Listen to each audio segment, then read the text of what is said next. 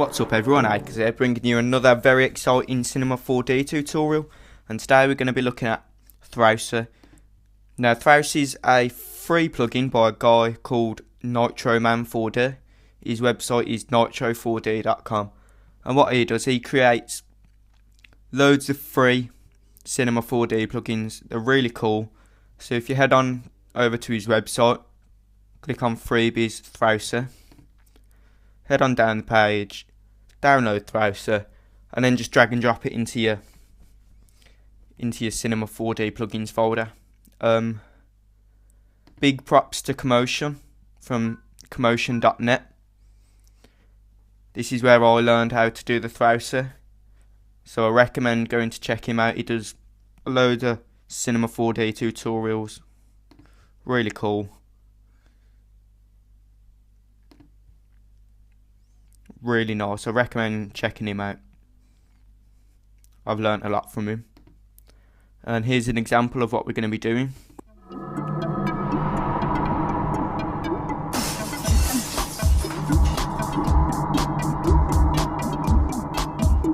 Cool, so let's head on into Cinema.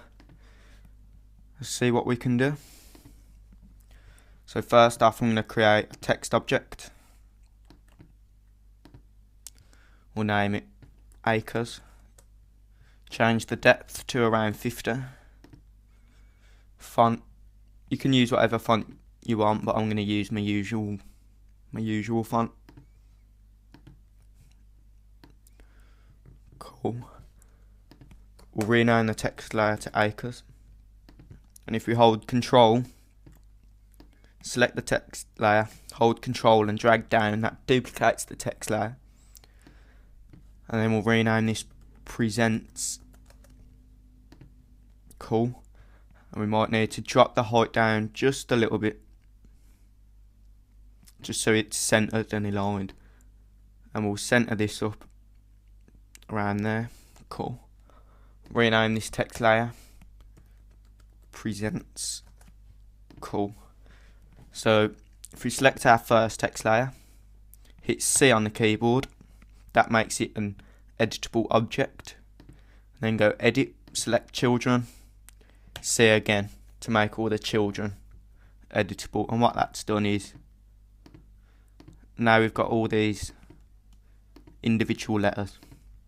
And we'll do the same again for Presents. Hit C on the keyboard, edit, select children, make all those children editable as well.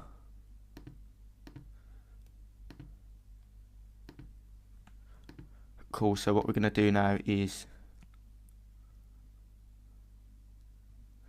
edit, select children on your Acrez text, and then go to Object, Connect and Delete. And then what that's done, it's just made it a solid object so we can move it around like that. And we'll do the same for Presents. We'll go to Edit, select children, Object, Connect and Delete. Cool. And we can remove these text objects, not the text, the tags for the text object, because we don't really need those anymore. Cool, so I think we're ready to add some colour. So I want dark blue on the inside of Acrez and light blue on the outside. And on Presents, I want red on the inside, orange on the outside. Cool. So now we're going to add Thrausi. If we select both for the text layers, plugins, Thrausi, Thrausi, and you're going to get a bunch of settings. Most of it you don't need to play around with. It's the pieces that we're most interested in. Just change the pieces to 20, and then just hit break now. And it's going to take just a little bit for Thrausi to break up all the pieces, etc. So I'm going to stop it here and we'll come back when Throusi's done its thing. Cool, we're back and Throusi's broken all these pieces up into even more little pieces. So we can exit Thrausi now, we don't need Thrausi. Cool, so now we've got all our pieces broken up. So next step is to go to MoGraph, fracture object. We need 2 of these, fracture object again, and then we'll just select the Acrez bits, drag them into fracture object, select the presents, drag them into fracture object 1, and we'll rename the fracture objects. So fracture Acrez, and then fracture presents. Cool. So next we're gonna select all the pieces within the fracture object, and then go to object, delete without children. So now we've got, actually if I drag this over a little bit you might be able to see a little bit better.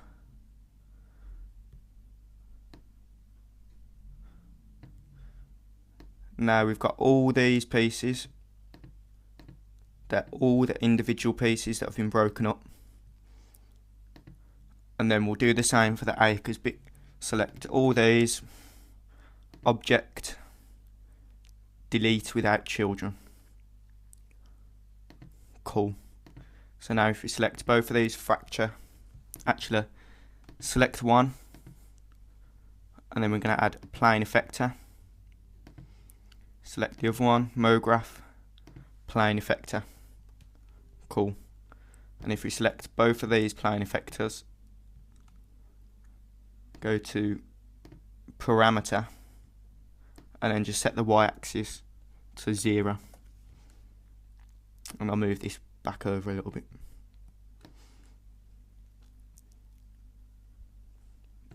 Looking good. And then with both of the plane effectors selected, I'm going to go to scale, uniform scale, -1.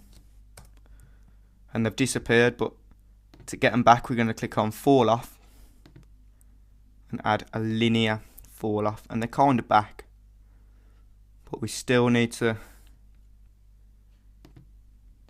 change it a little bit. So if we go into coordinates and then -90 on the rotation, now we've got this, we're almost there, got this cool transition.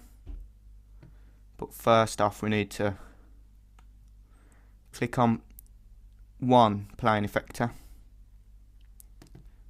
go on fall off, invert that one. So now actually what I'm going to do is click on the plane effector, uncheck invert on that one, and then invert the other one.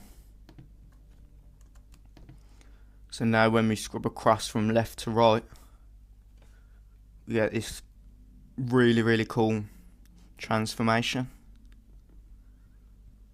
Looking good.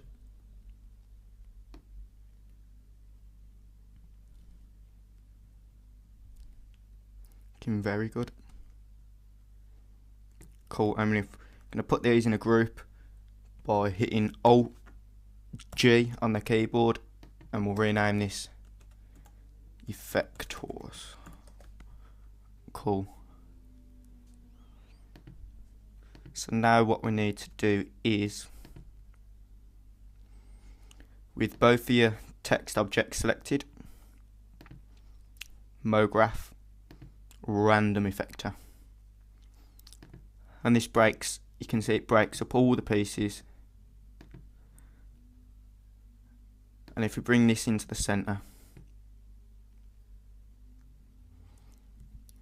right, so if you click on the random effector and then under the fall off, we make the fall off a spherical fall off.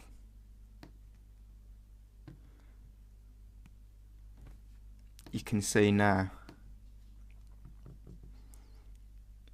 you can start to play around with how you want it to transform and all that good stuff. So if you go on random effector, parameter, this is where you can start to have a play around with it. Move them up and down in the Z-axis. We can even add some rotation. Click on rotation, and this will just have a play around, see what works best. Looking good. If we go on the random effector again, fall off, we'll make the fall off 100%.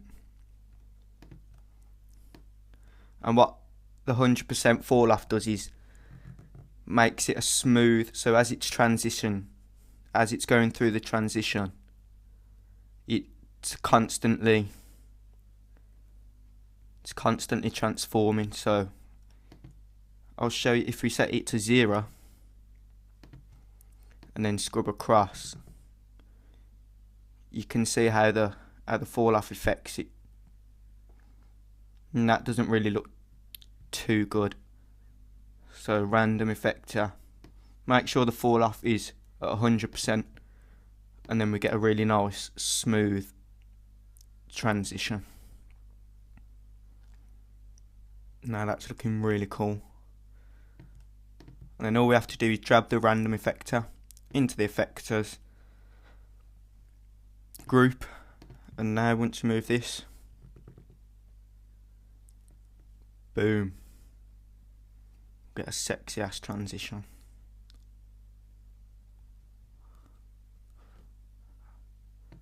Cool. If we add a keyframe for this, what I'm going to do, I'm going to make the timeline 125 frames. That's about 5 seconds. You might need it a little bit longer for your intro or whatever, but just for the purpose of this tutorial, I don't really need to make it longer. So with the effectors group selected, you're going to hit this little key button down here. This is the keyframe button. At 0 frames on the timeline, click the keyframe button, move to the end of the timeline, and then just move the effectors right to the end, and then hit the keyframe button again, and then hopefully when we play it back, get this really cool transition. Looking good. And now what we can do is, if we go to MoGraph, delay effector,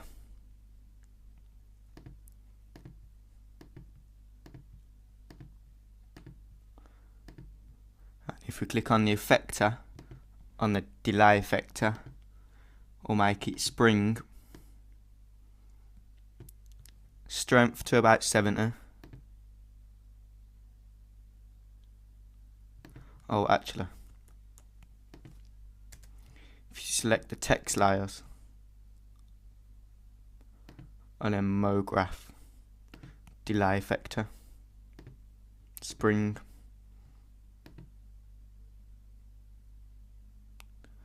you can see it. If we zoom in a little bit closer, we get a really, with this spring delay effector, you can see that the piece is sort of spring into position. That's looking really cool.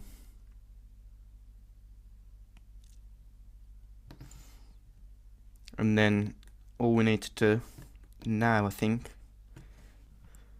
cool, so now all we have to do is select both of the text objects, and then if we right click, MoGraph tags, rigid body.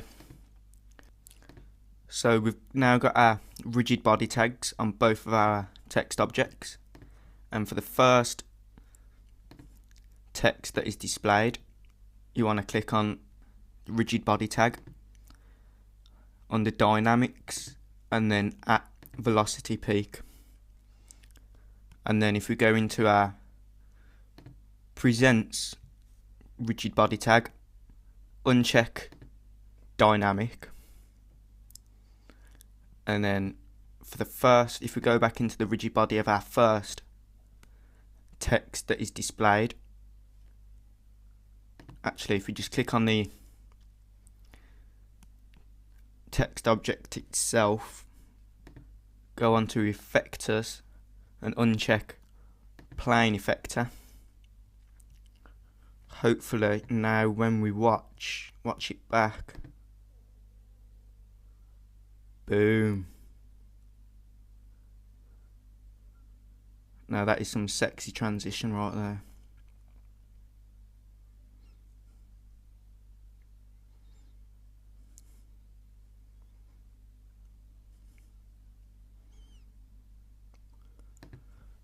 That is looking really good right now, and that's pretty much it. What we're gonna do, it's just the last few things. We're gonna add a camera.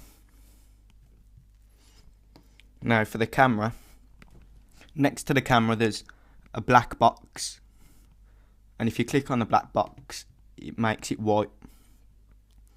So when the box is white, that means you are looking through the camera, and if we uncheck that, so it's a black box, we're able to move around and see what the camera is seeing. So obviously that's the camera, and then if we click the box, make it white, that's what the view will be. So if we just get the camera somewhere where we want to start our animation, about there, and then we add the keyframe button, move to the end of the timeline, move to about there, add another keyframe, and now when we watch, get this cool animation with the camera flying across. The camera could do with a bit more work on how it moves across, because I'd like to be able to see a bit more of the text as it's going across. But you have a play around with that yourself. Have a look at the camera, see what works best. Let's try another. We'll delete these keyframes. Maybe an up and down. So if we set the camera to about there, at 0 seconds on the timeline, hit the keyframe, move to the end of the timeline, move the camera down and back a little bit,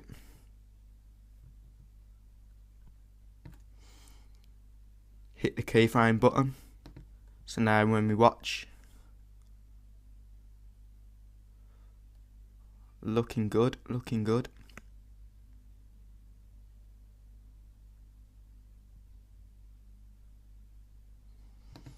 And you can also add a floor,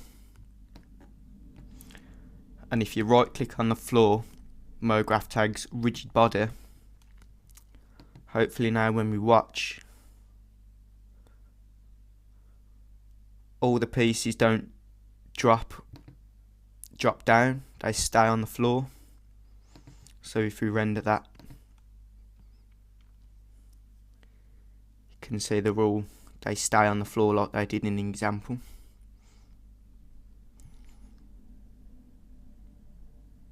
I mean that's really cool, that is.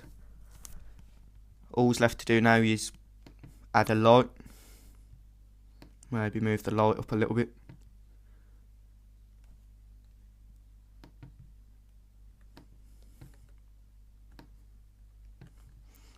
Maybe move the light forward and across, and we'll add another light, move that up, across, towards us a little bit. And then if we have a look through the camera now, looking good, looking good. You might want to make a new material. We'll make it pure white. Turn off specular. Maybe add a little bit of reflection. Go to texture for now. And this adds some nice reflections. We'll drop the brightness down to about 30 because things aren't naturally like really reflective, and you can add a little bit of blurriness as well. And then if we just add this to the floor, wow, it's looking cool. Now you can experiment with loads of different colours, what you want the floor to look like, what you want the text colours to look like. I encourage you to experiment and try your own thing. This is just the basis, and then you go off and do it yourself. And feel free to change all the, nothing's set in stone. Always have a play around with the parameters and just always try to make things a little bit different. So I think we're almost ready to render. If we go onto our render settings, we're going to have under output, we'll have the HD 720p preset. We'll change the frame rate to all frames. We'll save it as tutorial. We'll save it as a quick time mover. Options.